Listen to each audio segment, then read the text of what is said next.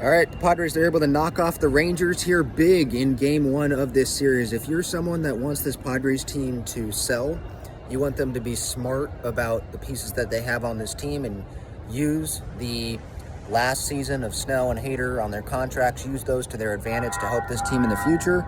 You didn't want this to happen today because this is only going to make AJ Preller, make Peter Seidler believe more in this team because it's another blowout. It's another good win against a good opponent. The Rangers enter tonight 17 games over 500. Really good opponent. First place in the AL West.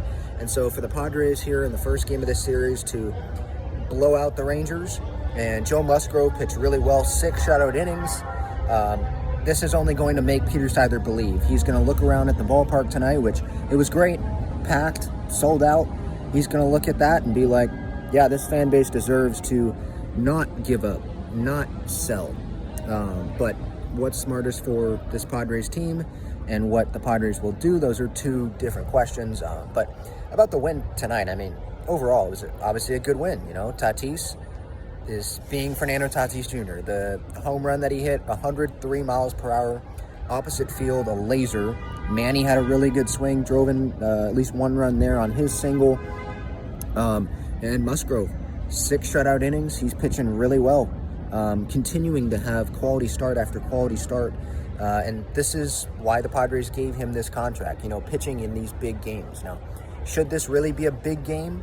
No, because the Padres should be better than this. You know, they should be, at least going into the year, we expected them to definitely be in a postseason spot, but that's just not how the season has worked out. But it's a big game in another fashion, right? It's a big game because maybe this series determines the direction that the Padres go, and we know Joe Musgrove, based on the comments he made this week to Kevin Acee, we know that he wants this Padres team to not give up. He doesn't want AJ in the front office to give up Blake Snell and Josh Hader because he thinks that the Padres will be right there and they don't want to be kicking themselves if they're one game out of a playoff spot without those guys. So we'll see what happens. Obviously, after every game, before every game, the attention is on the trade deadline and the direction of this team. So it's obviously going to be fascinating to see how this team does. But I mean, look, it was a good win. And if you're someone on the side that you believe in this team, then this was definitely what you wanted. You wanted this team to come out and have a really good game tonight against